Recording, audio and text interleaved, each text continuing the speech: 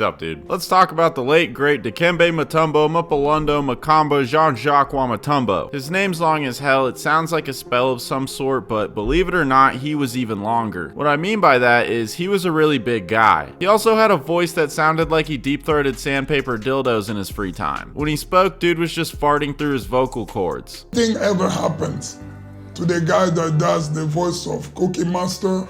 I can sleep at night knowing we have Dikembe Mutombo as a backup. His voice sounded like that because he was huge and Congolese. At 7'2", his throat and vocal cords were proportionally larger than most people. Combined with the tonal influence of his Congolese roots, it gave him a voice that was just as commanding as his presence, which unsurprisingly gave him an interesting advantage when he stepped out. At the club, Dikembe used his booming, gravelly voice to pick up chicks. He had no subtlety, he'd straight up yell, "Who wants to sex Mutombo?" And well, it was effective, at least according to his buddy Alonzo Mourning. If I walked into the club and yelled, "Who wants to sex Aiden?" I can guarantee it would make everyone feel a little weird. It just goes to show how universally loved this massive Congolese dude was. There were countless reasons for this: his incredible generosity, infectious happiness, and the way he lit up every room he entered. But while charity and joy are amazing, above all it was his D. It was how he made everyone who entered the paint look like a little idiot. That's why everyone wanted to sex Mutombo. On the court, the dude was the Berlin Wall, but instead of blocking the East Germans from going west, he was blocking every fool who dared step into his domain. Over his 18-year career, the guy averaged 3 blocks a game, won 4 Defensive Player of the Years, led the league in blocks 3 times, and sassily wagged his finger at all his victims. With 3,289 career blocks, he sits at second all-time behind only Hakeem. A lot of centers would be lucky to get a highlight reel of blocks, but Dikembe could put together a movie that'd make the Lord of the Rings feel like a TikTok. His success protecting the hoop was all about the fear he struck into his opponents. When he was on the court, the other team didn't just avoid the paint, they treated it like it reeked, like Mutombo was down there ripping ass, just floating straight eggy air biscuits in the key. Dudes were so scared of getting rejected then emoted on that they'd rather not even try. When someone did gather up the courage to go at the big fella, it typically wasn't pretty. Can't imagine how shitty it would feel to get your shot swatted, then you see the big fella wagging his finger at your girl. His genius level basketball IQ and long ass limbs made anyone daring to challenge him quickly learn they'd have to turn their shot into a circus trick to avoid embarrassment. While on defense, dude was a beast. Offensively, he was kinda ass. He didn't have a bag. He had the typical non-shooting big play style consisting of a few basic post moves, like his jump hook, and he occasionally bullied his way to the basket. But most of his points came from putbacks, dunks, and easy looks created by his teammates. He wasn't someone you just throw the ball to and expect to pull some post move wizardry out of his ass. That said, he wasn't useless. In his rookie season, he did average 16.6 points per game, showing he could contribute offensively when called upon. But that ended up being his career high. As his career went on, he leaned fully into being a defensive specialist, with scoring taking a backseat. While his offensive production faded, his rebounding stood front and center. If defense was his masterpiece, rebounding was the brushstroke that tied it all together. What Dikembe lacked in offensive finesse, he more than made up with his ability to get boards. The dude was an absolute vacuum on the glass, snatching rebounds like Fleece Johnson did booty. Over his 18-year career, he averaged 10 boards a game, finishing with a ridiculous 12,359 total rebounds, good enough to rank 21st all time. On the defensive end, he had a knack for reading where shots would bounce, and his 7'6" wingspan made sure nobody else stood a chance. On the offensive end, he was just as dangerous, cleaning up his teammates' bricks and turning them into easy second chance points. Mutombo led the league in rebounds twice, with his career high season average being 14.1 rebounds per game. The big fella kept the glass squeaky clean. In a nutshell, Mutombo was the perfect blend of dominance and personality. He was a finger-wagging defensive juggernaut who made opponents think twice about attempting a layup, and a rebounding machine who cleaned the glass like he had OCD. Off the court, he was a global ambassador for good, using his fame and fortune to make the world a better place. His humanitarian efforts were as towering as his presence on the court. He founded the Biamba Marie Mutombo Hospital in Kinshasa, providing much-needed healthcare to thousands in his home country of the Congo. He championed education, donated millions to build schools, and worked tirelessly to improve lives through initiatives like eradicating polio and combating HIV and AIDS. As an NBA Global Ambassador, he used his platform to inspire change worldwide, proving that his impact wasn't confined to the paint. Simply put, Mutombo didn't just play the game, he changed it, both on and off the court. Whether he was wagging his finger or building hospitals, the man lived every day with purpose and heart. Rest in peace to a GOAT. As always, shout out to Goobers, Tippy Lou, HTL, Nolan Fincher, Sheesh, Bray Thompson, Quinn Murphy, and Made ZO2. If you want to become a Goober, you can go ahead and click the join button.